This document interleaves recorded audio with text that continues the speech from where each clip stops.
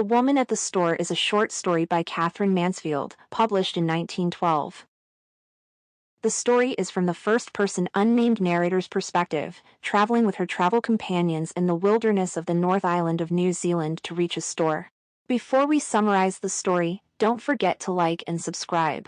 For over a month, 3 travelers journeyed through the wilderness: Jim, a knowledgeable guide husband, the female narrator, and Joe, the brother. Braving terrible heat, one of their horses suffered a big open sore rubbed under the belly from the heavy load. Their destination was a fine store known for supplying travelers with essentials and providing paddock for the horses. Jim had joked with them about the stop, promising the hospitality of his friend who owned the place, mentioning his attractive wife. Reaching the where, the store's mistress resembled more of a haggard figure with her gaunt and weathered frame. Her front teeth were knocked out, she had red, pulpy hands, and she wore on her feet a pair of dirty bluchers, unkempt yellow hair, and ragged attire. Armed with a rifle, she was accompanied by her scrawny small daughter and a yellow scruffy dog, claiming her husband's month-long absence due to sheep shearing. Her erratic behavior and disheveled appearance left the visitors unsettled, thinking her toe a bit off her dot, hinting at the prolonged isolation in such bleak surroundings. The travelers managed to secure permission to stay over. The hostess tends to the horse's ailment with embrocation and sends food to Jim's tent in the paddock. While Jim tends to his duties and the narrator bathes in the nearby stream, Joe, known for his lively demeanor and charm, grooms himself to visit the woman at the store. According to Jim, she was once a fetching barmaid down the coast renowned for her tricks of 125 different ways of kissing. Despite her rough appearance and fluctuating moods, Joe remains undeterred, eager to engage in flirtation. Dang it.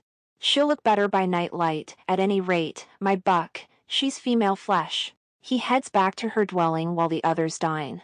During Joe's absence, the woman's young daughter brings food and reveals her passion for drawing various scenes. Joe returns with a bottle of whiskey, successfully persuading the woman to host their impromptu gathering at the where. As the evening progresses and alcohol flows, the flirtation between Joe and the woman escalates. When a thunder erupts, the woman suggests they all spend the night indoors: Jim, the narrator, and the daughter in the store, Joe in the living room, and herself in the bedroom. It sounded a ridiculous arrangement, but it was useless to attempt to cross them, they were too far gone. From their uncomfortable spot on 2 sacks of potatoes in the store, they Joe creak over the boarding of the next room into the woman's bedroom. Despite being forbidden by her mother, the kid had drawn the picture of the woman shooting at a man with a rook rifle and then digging a hole to bury him in. Jim and I sat till dawn with the drawing beside us. The story ends with the narrator and Jim leaving early next morning. Joe came out of the where, he motioned to us to ride on. "I'll pick you up later," he shouted. Let's analyze the woman at the store. The jovial gathering at the woman at the store rudely halts with the shocking revelation of the woman's act of murdering her missing husband, disclosed by her young child.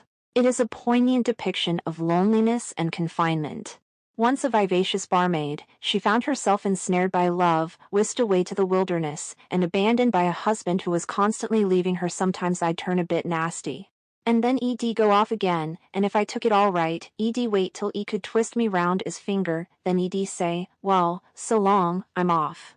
His intermittent returns were marked by demands for affection, exacerbating her anguish. Her plunge into despair is starkly obvious. Within 6 years, she morphed from a symbol of beauty and sanity into ugliness and near madness. Bearing the agony of 4 miscarriages alongside the birth of a child, she incessantly contemplates her painful existence and her equally insufferable spouse. "You've broken my spirit and spoiled my looks, and what for? That's what I'm driving at. And I hear them 2 words knocking inside me all the time, what for?" While her act of murder may have served as a defiant response to the cruelty inflicted upon her, she remains trapped. Constantly under the threat of her daughter revealing her secret, the child reveals it to the travelers by the end of the tale. Her brief dalliance with Joe offers a semblance of respite from her relentless torment, yet paradoxically echoes the subservience she endured under her husband's reign. Trapped in a ceaseless cycle of despair, she embodies rebellion and victimhood. In the desolate refuge of the wilderness, amidst a surplus of provisions, she tragically squanders her meager store of hope, trapped in a labyrinth of her own making. The woman's history of 4 miscarriages not only suggests a difficult past but also symbolizes her detachment from the world. The dwindling trade at the store and the lack of visitors reflect her isolation and potential loneliness. Despite this, she extends hospitality to the narrator, Joe, and Jim, offering them whiskey as a gesture of camaraderie upon Joe's insistence. Joe's eventual presence in her bedroom hints at her longing for companionship and comfort. The child leads a solitary existence, spending her days drawing without the companionship of friends or the structure of schooling or discipline. The woman's life has drastically changed from her days as a barmaid on the coast, indicating possible regrets and disillusionment. Despite her husband's absence, she shoulders the responsibilities of running the store alone, a relentless struggle.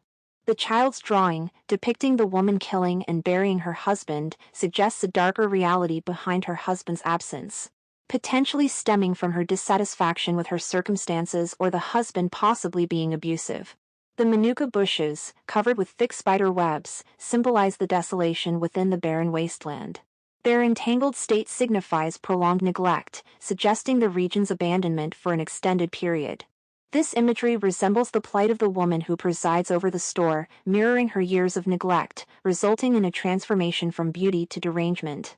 The manuka bushes along the path to her store serve as a distressing representation of the woman's gradual decline. Hope you like, share and subscribe for more videos.